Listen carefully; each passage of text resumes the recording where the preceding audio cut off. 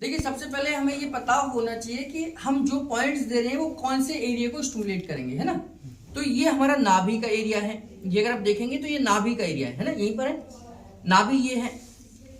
ये इनका छाती का एरिया है, ये इनकी रिब्स है, ये हड्डियां हैं, है ना, ये हड्डियां हैं सारी। ये बीच की हड्डी होती है जिसे हम स्टर्नम बोन बोलते हैं। कौन सी बोन? स्टर्नम बोन बोलते हैं। यहां से अगर हम देखें तो ये पेल्विक बोन है, ये पेल्विक है। इसको, इस एरिया को पेल्विक कैविटी बोलते हैं, यानी कि पेल्विक का खाली जगह। तो ये पेल्विक बोन है, ये स्टर्नम बोन है, ये हमारी रिब्स है और ये हमारी रिब्स है। इसी के बीच में सारे ऑर्गन्स होंगे, जितने भी हमारे ऑर्गन्स है पेट के, वो सभी इस एरिया में होंगे, है ना। तो नाभि सेंटर में हो गए, ये सेंटर पॉइंट है। यहां से स्टर्नम पॉइंट जो है, स्टर्नम जहां खत्म होती है उसके ठीक नीचे का पॉइंट, स्टर्नम जहां खत्म होगी, ये देखिए ये तो हड्डी है, दब नहीं रही, ये जो दब रही है इस एरिया को हमने एक नाम दे दिया है पैंक्रियास का एरिया। ये कौन सा एरिया हो गया? पैंक्रियास का एरिया। एक्चुअली पैंक्रियास हमारा इस एरिया, इतने एरिया में होता है जैसे मैंने यहाँ रखा है, लेकिन पैंक्रियास का एरिया इसलिए दिया कि थोड़ा सा पार्ट इसका बाहर की तरफ निकलता है और हमें पूरे के पूरे एरिया को कोई ना कोई नाम देना है जिससे हमारी आइडेंटिफाई हो जाए कि हम किस एरिया की बात कर रहे हैं। तो पैंक्रियास का एरिया, पैंक्रियास का पॉइंट जब भी हम देते हैं तो पैंक्रियास यहां है, इस पॉइंट को स्टिमुलेट करने के लिए देते हैं, ठीक है। तो इस एरिया का नाम क्या हो गया? पैंक्रियास का एरिया। जब भी हम पैंक्रियास देंगे तो इस एरिया में उसका ब्लड सर्कुलेशन बढ़ेगा, ठीक। तो पैंक्रियास में भी जाएगा और दूसरा यहां पर इस एरिया में भी सर्कुलेशन बढ़ेगा। क्लियर? तो ये पैंक्रियास का एरिया हो गया। रिब्स, ये इनकी रिब्स है और रिब्स में ये राइट है, ये राइट का हिस्सा है, ये लेफ्ट का हिस्सा है इनका, है ना। तो राइट रिब्स जहां खत्म होती है, ये राइट रिब्स जहां खत्म होती है, अगर मैं हाथ को ऐसे रखूं तो ये हमारा गॉल ब्लैडर का एरिया है। गॉल ब्लैडर का एरिया है, गॉल ब्लैडर नहीं है, गॉल ब्लैडर का एरिया है।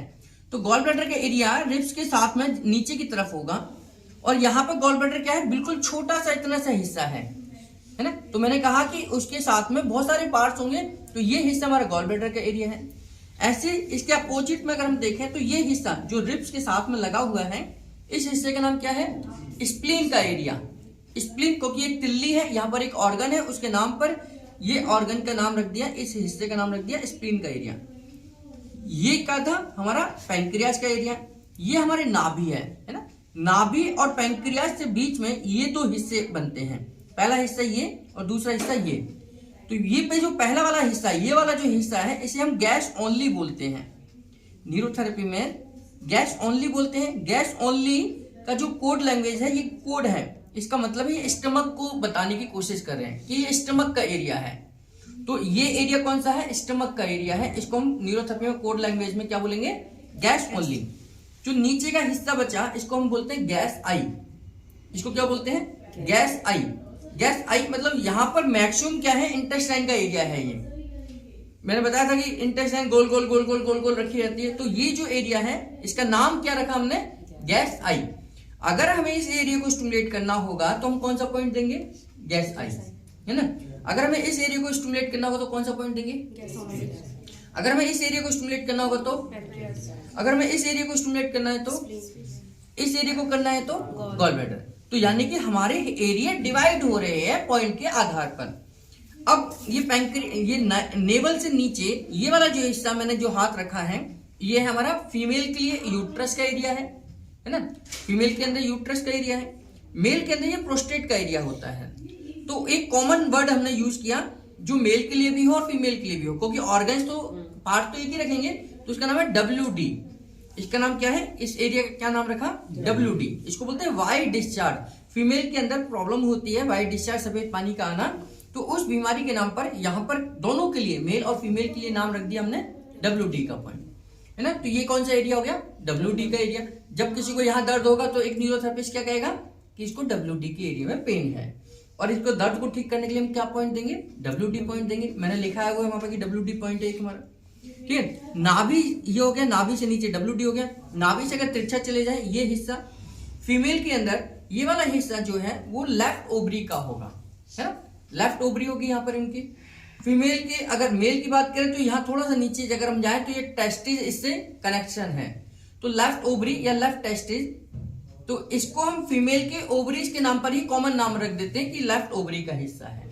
है ना। अगर यहाँ किसी को दर्द है, मेल को भी है या फीमेल को भी है, तो हम क्या बोलेंगे, लेफ्ट ओवरी में पेन है। यहाँ के एरिया को, दर्द को ठीक करने के लिए कौन सा पॉइंट देंगे, लेफ्ट ओवरी का पॉइंट देंगे। ये WD हो गया। ऐसे ही इधर क्या हो गया, राइट ओवरी।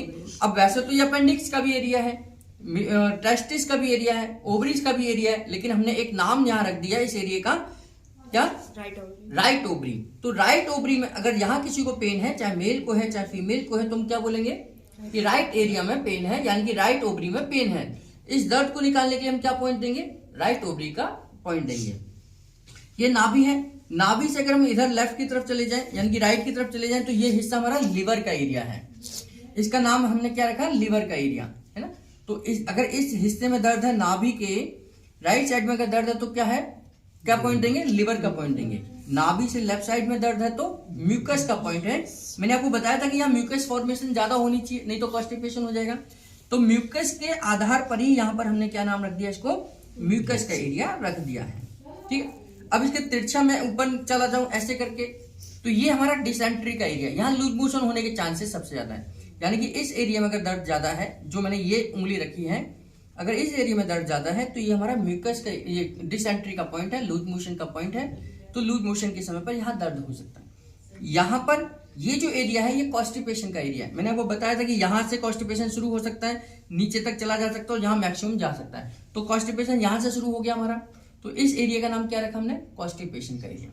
तो अब आप ये देखिए, मैंने सारे के एरिया के नाम रख दिए हैं, कोई ना कोई पॉइंट का नाम रख दिया है। आप कहते हैं सर मैंने पेशेंट को चेक कर रहा हूँ, यहाँ दर्द है, तो ये कौन सा पॉइंट होगा, गैस ओनली होगा। अगर यहाँ दर्द है तो गैस आई हो गया, ये पैंक्रियास का हो गया। यहाँ दर्द है तो ये हमारा स्प्लीन का हो गया। यहाँ दर्द है तो गॉल ब्लैडर का हो गया। यहाँ दर्द है तो लिवर हो गया। यहाँ दर्द है तो म्यूकस हो गया।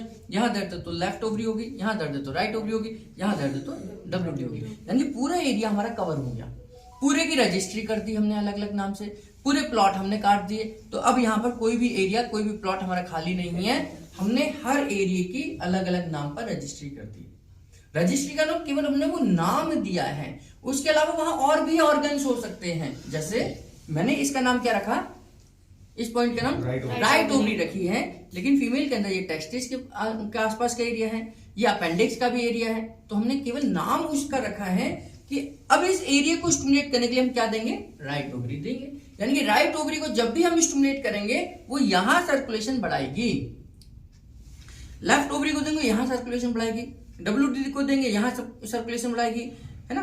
अगर हम गैस ओनली का पॉइंट देंगे तो ऊपर सर्कुलेशन, गैस आई कर देंगे तो नीचे सर्कुलेशन। इस तरीके से पूरा पेट का हमने कोई ना कोई नाम रख दिया है, जिससे कि आपको पहचानने में, एक न्यूरोथेरेपिस्ट फोन कर लंदन में बैठा हुआ कहेगा सर इनको WD में पेन है, उसने नाम बोला, क्या बोला, WD में पेन है, तो आपको दिमाग में आना चाहिए कि इस एरिया की बात कर रहे हैं।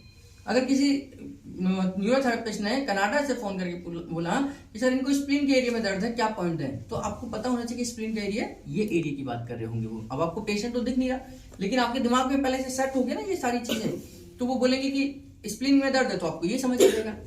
जम्मू कश्मीर से फोन करके बोलेगा कि गॉल ब्लैडर में पेन है, तो यहाँ पेन है। तो ये हमारा एक एरिया है, कोड लैंग्वेज है, जिसको एक न्यूरोथेरेपिस्ट ही समझ सकता है।